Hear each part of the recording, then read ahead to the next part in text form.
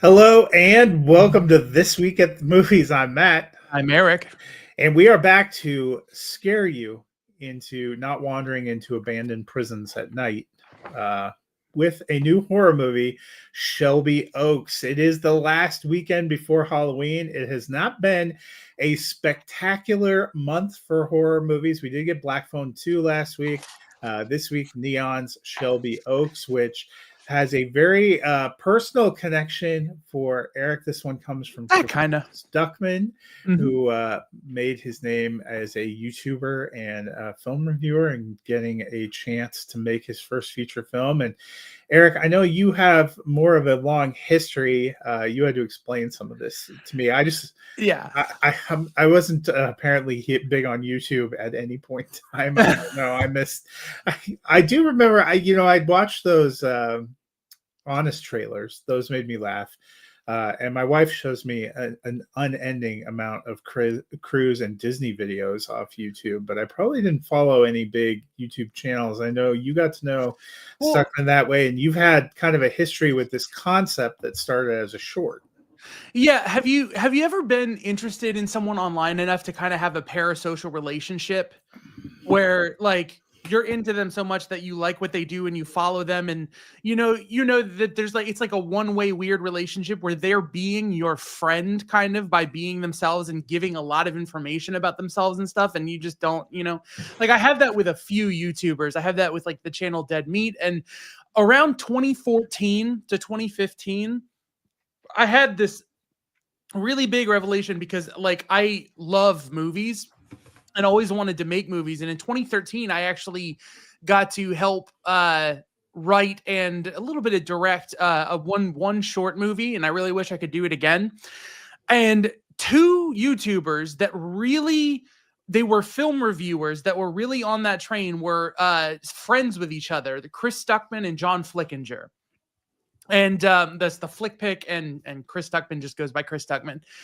And I just watch their videos a lot. It was like really rough time at work. I was starting to work for like a job that was like a kind of a crushing thing. And I followed them like crazy. And like I always wanted to like do YouTube and was coming up with ideas for videos and stuff, but I didn't start till like 2017. And like one of the things that he did one time is came up with a Halloween special. He started to do Halloween specials annually. And I think it's the fourth one. I don't remember what year it is, but I know this is like earlier on. This is a long while ago. He did a special where him and his wife went to a cabin by a lake, like an Airbnb type situation that they went to, that had a porch that stretched around the outside and had a dock that went out to the lake.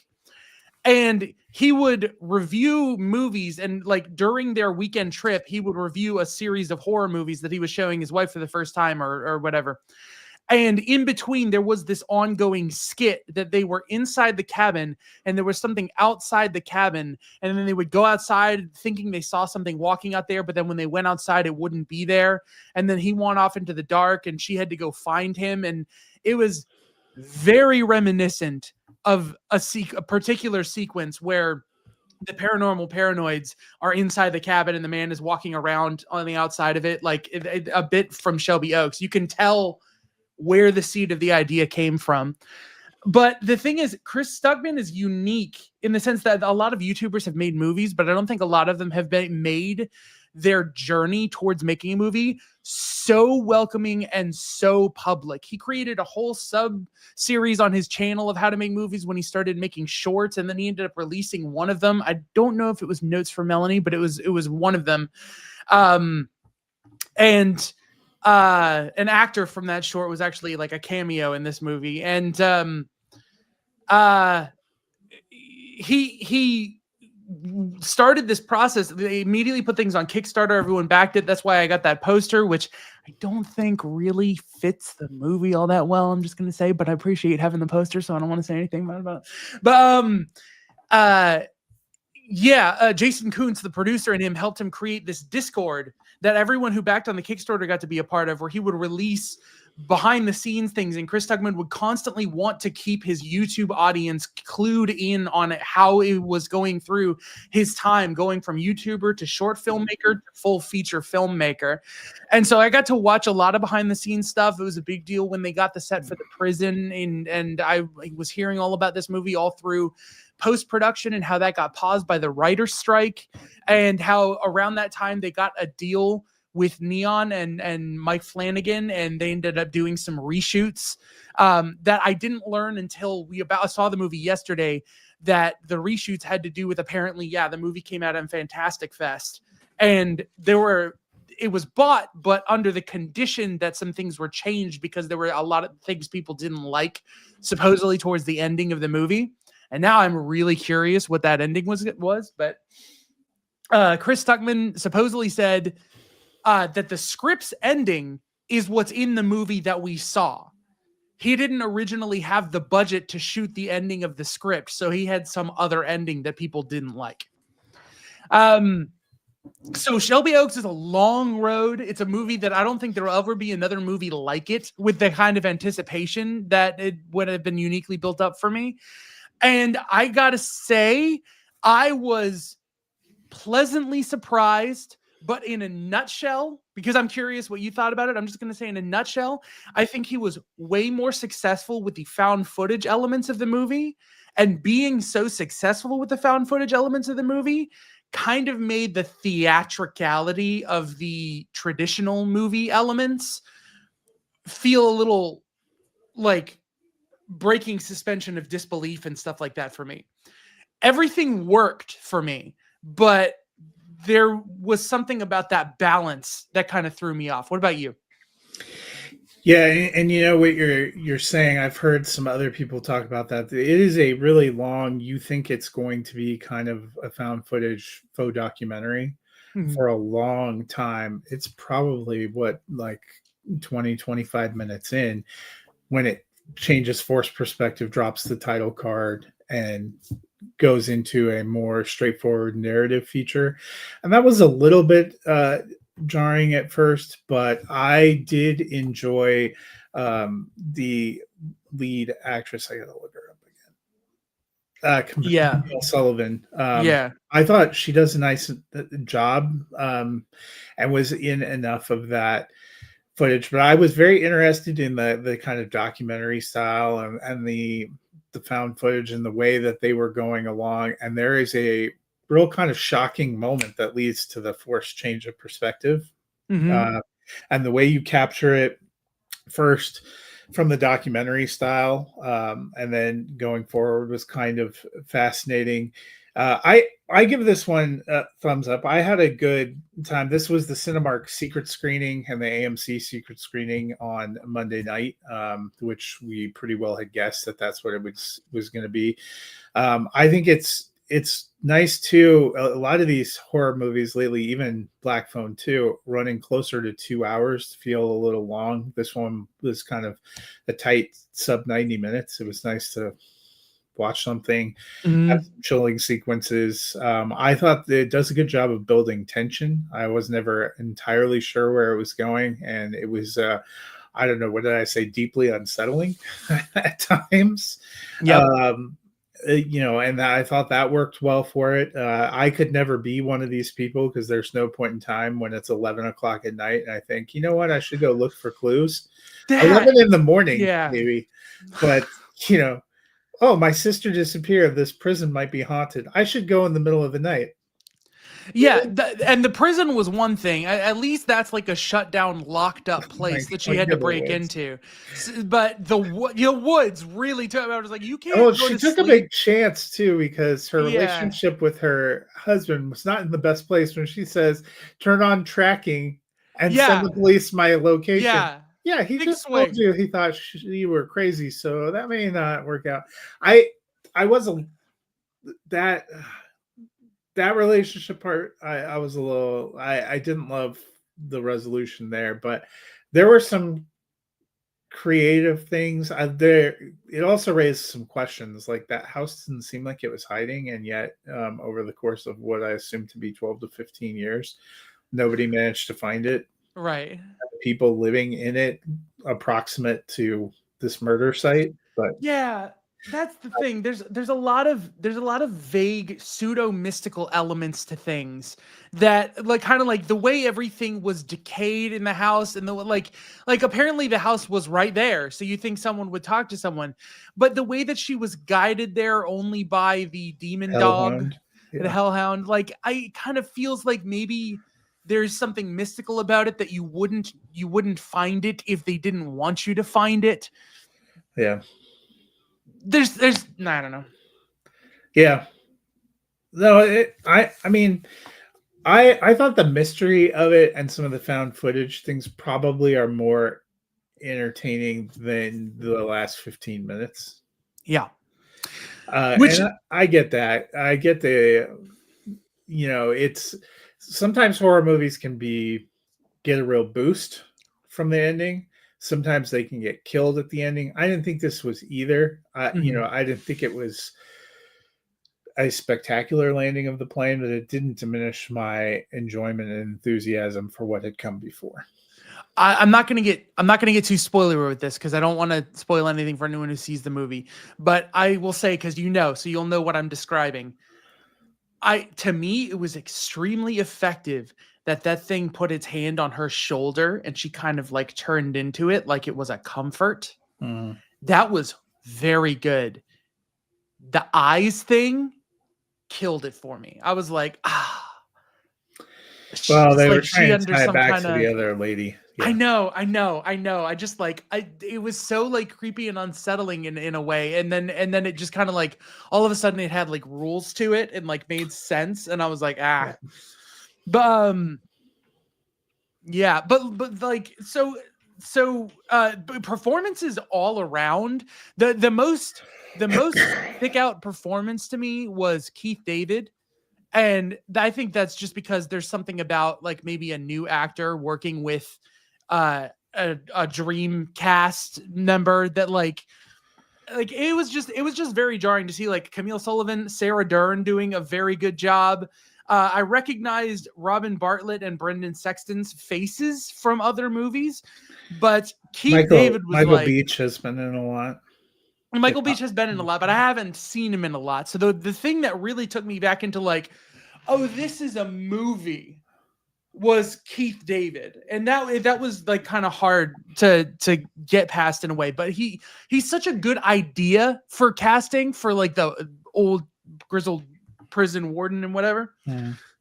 Yeah, and But it's a very small scene. I mean, Camille Sullivan, people will probably recognize. I was just looking; she's done a lot of TV movies and smaller productions, um, going all the way back to the late '90s.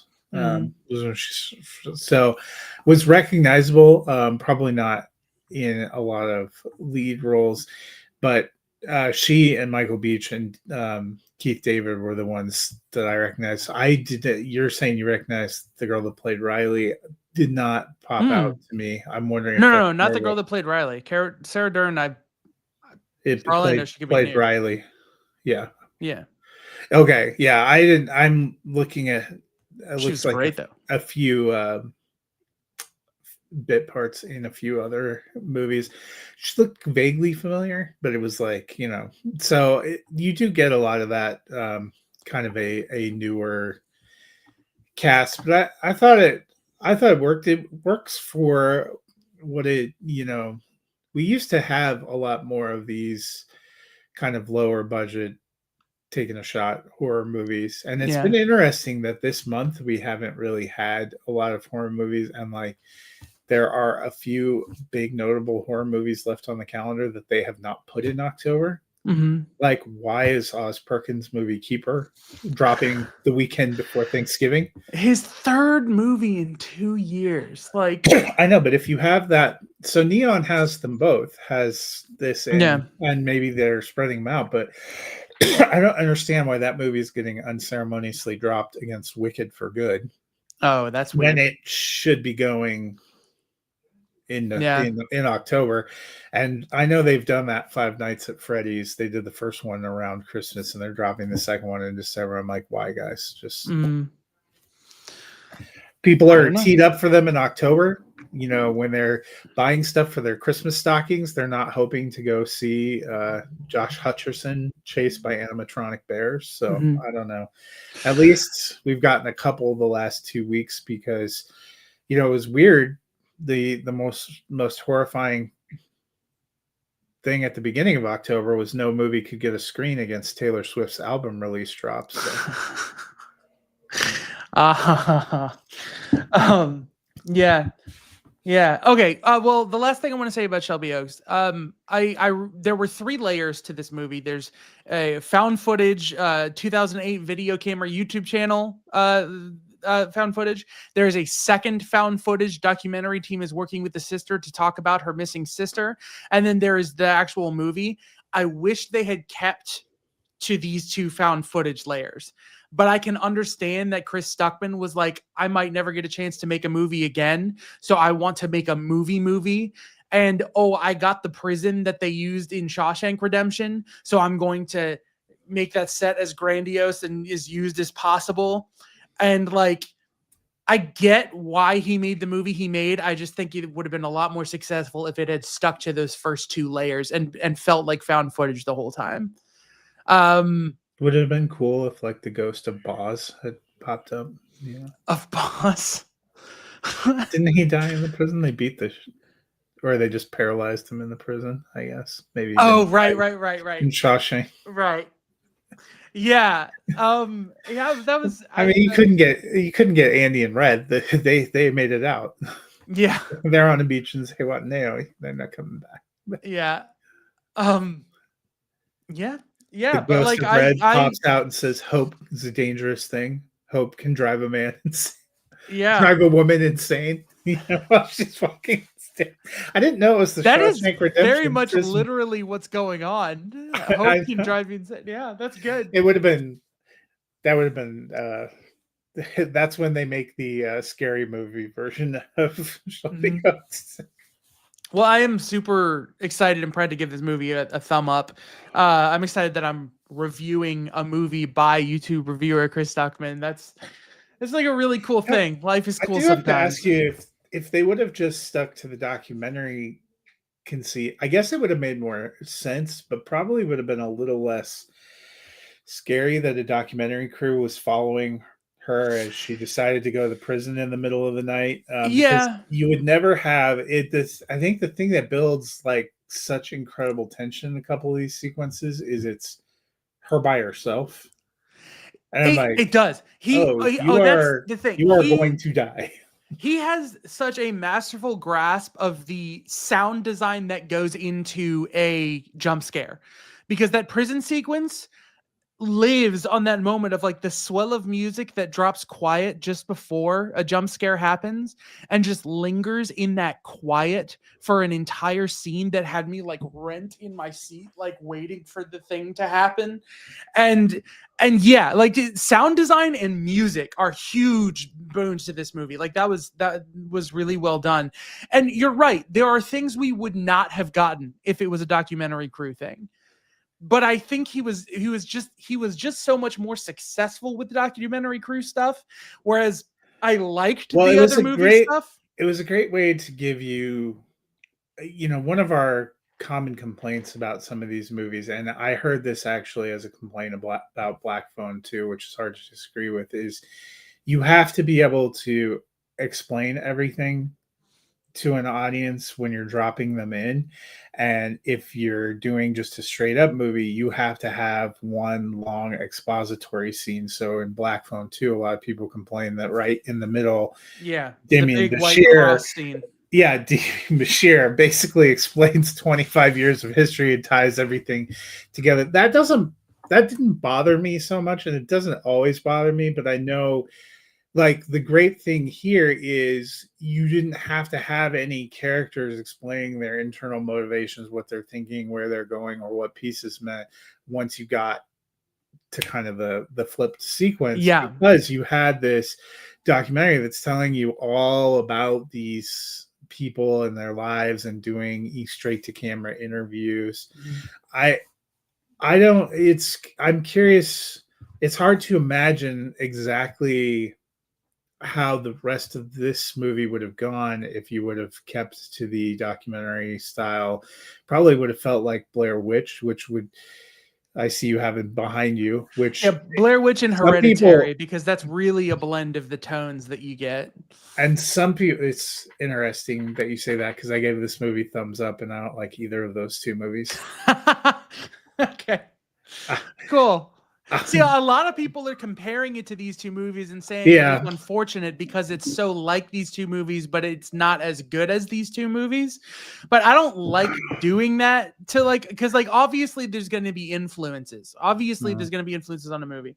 And then like Rosemary's Baby, because there's a demon baby, everyone's immediately like, you're going to compare it to Rosemary's Baby. But it's like, whatever.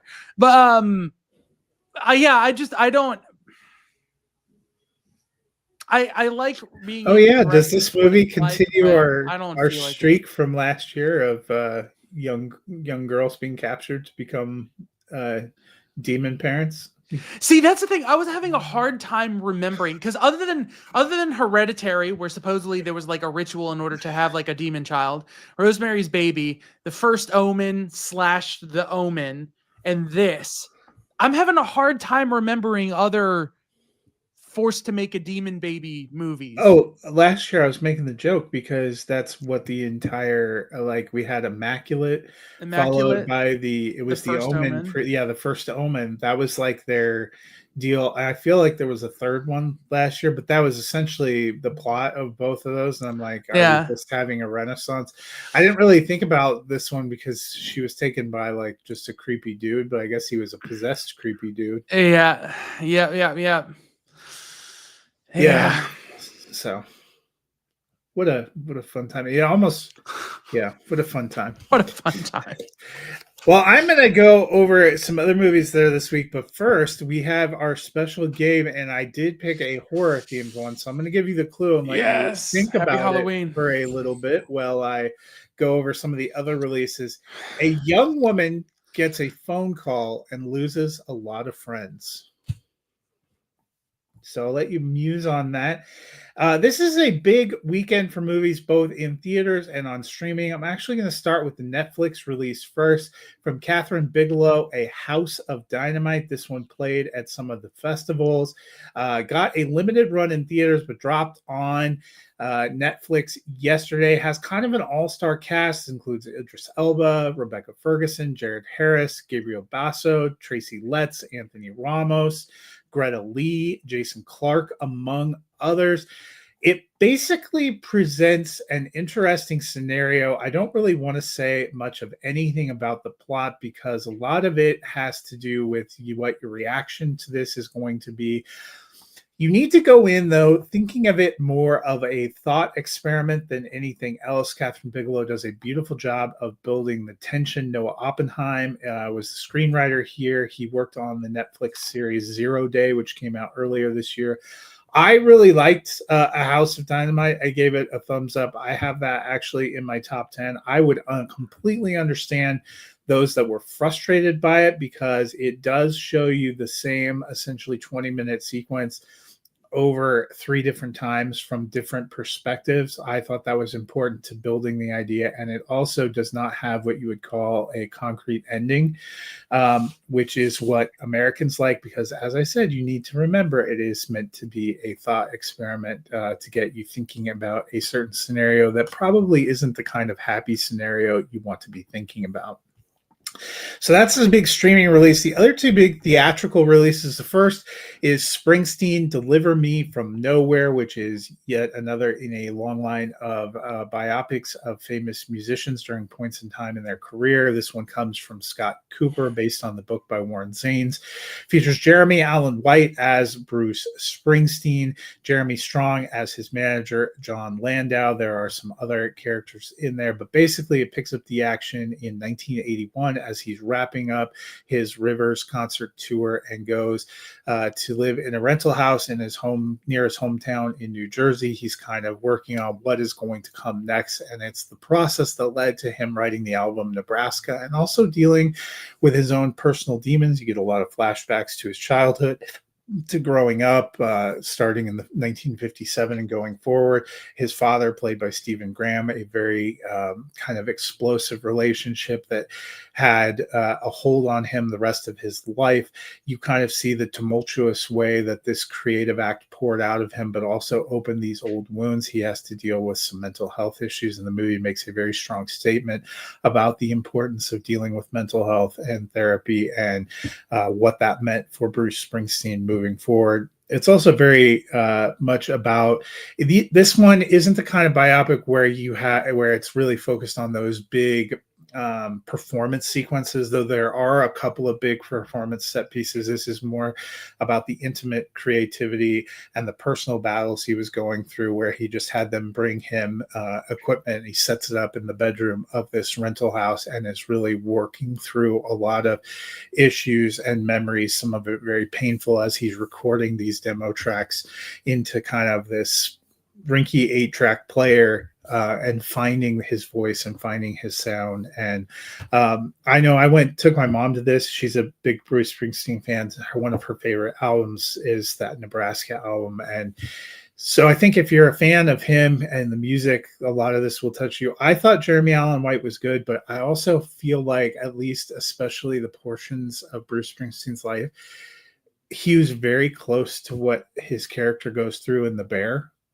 And sometimes it was hard for me to separate Carmy from Bruce Springsteen, especially in the, not able to express your feelings to anyone, not able to have conversations with anyone, including the girl that you're dating. I also thought that part didn't work for me that well. They have a romantic foil, Faye, played by Odessa Young, which is really a composite of different women that Bruce Springsteen dated during that time period. So there isn't a lot of great resolution, because this isn't a real person where you could have come to a real point of view. The most probably touching and cathartic scene is circling back around when he has a couple of contemporary scenes with his father, where they aged up Stephen Graham, both of them very good actors. I enjoyed this one. Some people have really disliked it. I enjoyed it. I enjoyed the ride, but it is a different kind of film and biopic, so I give that one a mild thumbs up. Okay. I thought you were going to go hard on that based on your first reaction, but that's cool.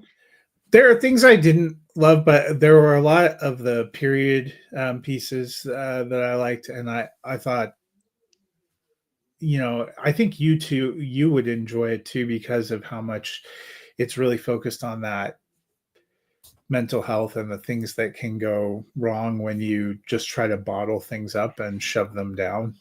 They don't pro mental health. Yeah, they don't stay bottled up and shoved down. And basically he makes it to kind of a breaking point, and his manager and friends, basically push him to get help. And, it kind of ends talking about how those issues have never gone away for Bruce Springsteen, but he's never had to face them alone. And, I thought that was kind of important. The other big theatrical release this week is Regretting You, which is the second adaptation of a Colleen Hoover book. She did the second adaptation of one book? No, of one of her books. Oh, okay. She did the book what? It Ends With Us, that was released last year, the Blake Lively film that has since descended into lawsuits. Based on the fan night event that I went to, my wife, a big fan of Colleen Hoover and her romance books. Actually, she has this book. We were listening to some of it while we were driving around yesterday too. This one comes from Josh Boone, who directed The Fault in Our Stars. Based on Colleen Hoover's book. It's essentially you first meet a foursome of people during an eventful summer in 2007. Morgan, played by Allison Williams, spent a lot of her formative years helping raise her little sister, Jenny, played by Willa Fitzgerald. She's got a boyfriend, Chris, played by Scott Eastwood, very close friends with Jonah, played by Dave Franco, who is also dating her sister, Jenny. And you meet them on the night that Morgan finds out that she's pregnant. You flash forward 17 years later. She and Chris are married. They have their own teenage daughter. Clara, these names, played by McKenna Grace. It's the night of her birthday. Jenny and Jonah had recently reunited. They have their own baby. It seems like kind of a happy extended family. You meet them on this night, and then the next day, everything changes. Chris and Jenny are killed in a car crash. Why were they driving together? You find out some unfortunate things about what was going on there. Forces Morgan and Jonah to think about the last history, the last 20 years of their lives and relationships. Meanwhile, her daughter is dealing with the loss of her father and her aunt, who was, like one of her best friends that she was close to. She meets a boy, Miller, played by Mason Thames, who is just having a moment. They were talking about in pre-show, if this movie ends up number one at the box office this week, which I think there's a chance, he would be the first person since Jim Carrey in the 90s to have 3 consecutive films open number one opening weekend in the box office because of How to Train Your Dragon, Black Phone 2. And I didn't know How to Train Your Dragon was number one. The weekend it opened, yeah. Wow. Being number one at the box office the weekend it opened. Yeah. But fair. You don't usually have three big ones, so we'll see what happens there. He's good, man. I like this movie. I give this one a thumbs up. I thought there was definitely more humor than the other Colleen Hoover adaptation, which is a pretty somber and serious one. This one has some serious issues, but I liked the romances better. I was probably more invested in the adult couple of Allison Williams and Dave Franco than in the teens, which is interesting. But it was a good cast. I had some fun with it, so I thought that one was pretty good. Do you have a guess? Okay, here's the deal. I got a whole conspiracy board going on here. Okay. Immediately, because these cards are usually the obvious one, I'm thinking Scream. Scream is not my answer. I'm thinking Scream. Famous, gets a phone call. Everyone knows her. She's a friend. Everyone else that dies in that movie is her friends are dying. But she dies. Drew Barrymore, the one that gets the call, dies. Unless they're talking about Neve Campbell getting the phone call and all of her friends are dying, which could totally be a thing. There is one other one, though. I actually changed my end. I am going Scream. But in Halloween, Jamie Lee Curtis gets a phone call from her friend and she dies on the phone and she hears Michael Myers breathing on the other end and all of her friends die and she lives. So that could have been the answer, but the answer is Scream. Yeah, your hint was the phone call is from a man in a mask, which wouldn't have helped you with. Which would not have helped me with. But it is Scream. It's Scream. Yeah. Okay. That's my classic overthinking brain. I forgot about the phone call in Halloween. I don't really think you think about a phone. The phone call thing I think is pretty iconic to Scream, even though you've had plenty of phone calls in other. Yeah, it was definitely Scream. I just, in my head, when I think of the phone call from Scream, you think of the beginning. That is true. You think more of Drew Barrymore, and she also dies. And she dies. And yes, the other people were her friends, but it's weird to phrase it like that, where it's all of her friends die. It's she dies. And then well, not all of her friends, just says she loses a lot of friends. Oh, a lot. Yeah. Well, yeah. Yeah, so Randy lives, so yeah. Well, temporarily. For a little while, yeah. Until the sequel. Yeah. Yeah, slowly she's losing them all. What's her name? Courtney Cox survived 6, right? Yeah, she got almost killed. 7. And it looks like they're really reloading in Scream 7. I saw McKenna Grace McKenna Grace kind of exploded since Ghostbusters. She's in this one. She's going to be in the new Hunger Games, which Lord only knows why we're making another Hunger Games. Because the last one did well. I know, but there's going to come a point in time where we've, There is something to it, man, because if it makes money, people will make it, because they let that director do The Long Walk. And so, The Long Walk has done successful enough to kind of prove people are still here for.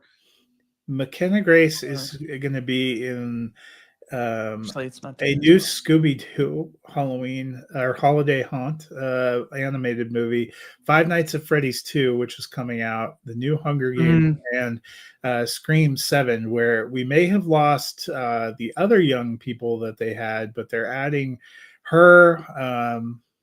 I don't think Celeste O'Connor was in there before. Michelle Randolph, who's done a bunch of gosh, I can't, Taylor Sheridan shows. Mm-hmm. So I mean, they're trying to reload um, Scream. I guess I don't know what to make of Scream 7. We're getting it pretty soon, right? I think it's a February release. Yeah, it's early next year. Yeah, so I do like Kevin Williamson, but he didn't write it. He's just directing it. And No, it's still being written, if I'm correct, by the same writers of 5 and 6. And I like the way 5 and 6 are directed, but I hate the writing for both 5 and 6. yeah, it is. You're right. The same right. But it is those are the same writers that did Ready or Not and Abigail. And we both like both and Final Destination Bloodlines. Okay, then great. Then they should go write anything but Scream. Well, so how do Because you know that it's the directing?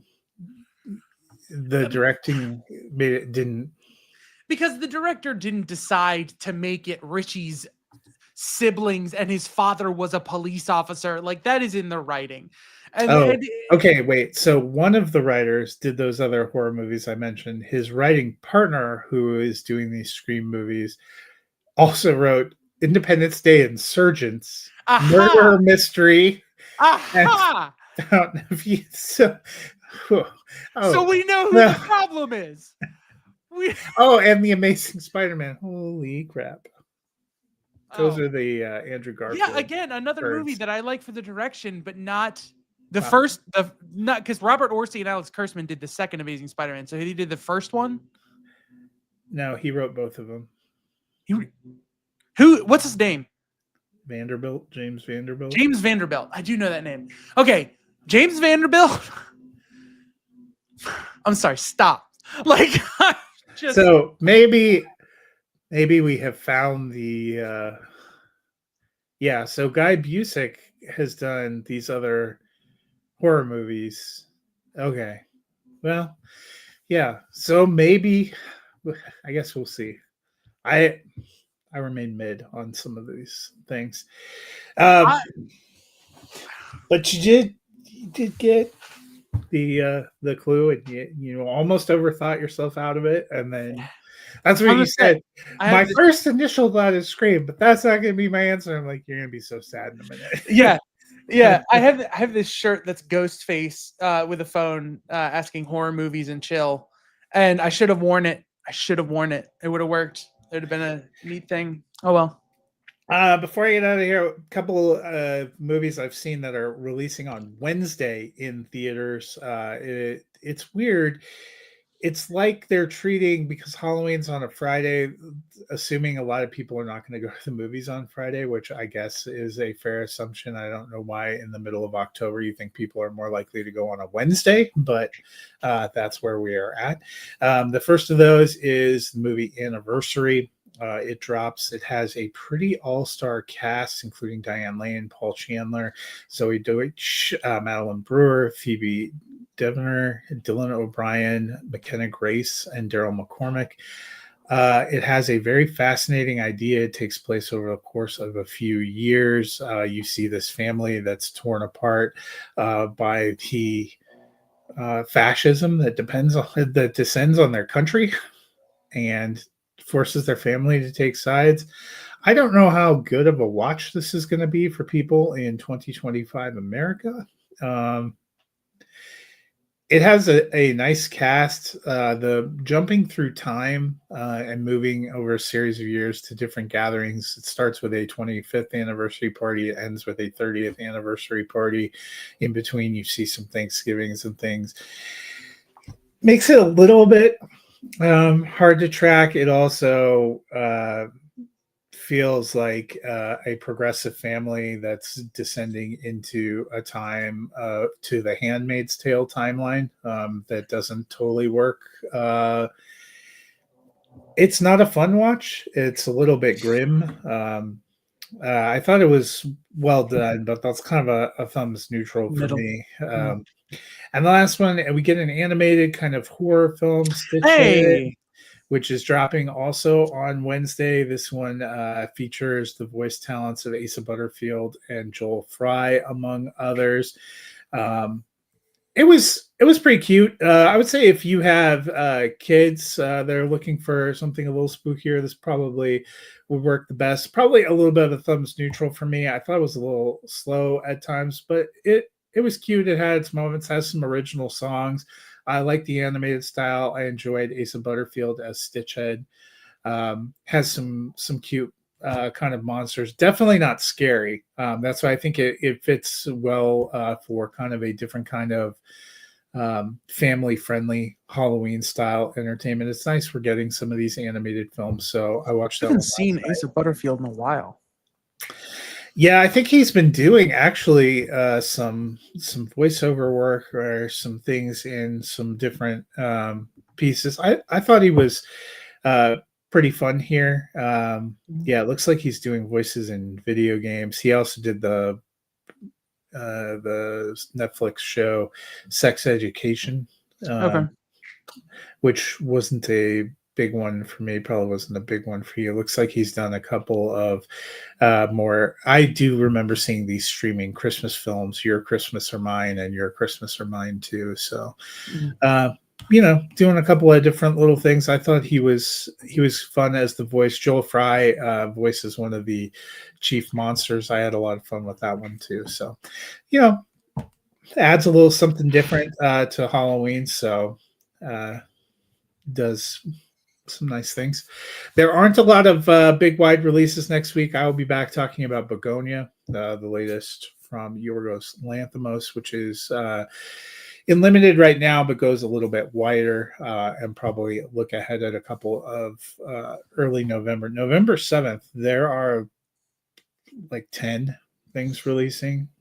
Well, And I'm waiting so, for the 14th because that's the next like big movie that I know I'm going to be ready for and I'm going to see is The Running Man. yeah, that's actually the same week as Keeper. So, Mm-hmm. but yeah, Running Poor Man. Keeper, man. Yeah, we'll look forward to talking Running Man here in a couple of weeks, and I know I already have my tickets for Wicked for Good. So, Lindsay, very excited to see that one. A lot of big things coming. So we'll look at that. But I know next week I'll talk about Begonia and Ballad of a Small Player, which is the Colin Farrell gambler film on Netflix. So should be fun. Until then, Eric, please don't go to any prisons alone at night, Don't go to any amusement parks alone at night in the woods, especially amusement parks that are broken down and especially after being chased by marked hellhounds. marked all over by the devil's emissary. Actually, you know what? We're getting older now. When the sun's nothing good comes Just go home. Just go to after sleep. midnight. Yeah. Netflix, we got these streaming options. Just enjoy some more movies. Well, we hope you guys have a happy Halloween. Until next time, we'll see you at the movies.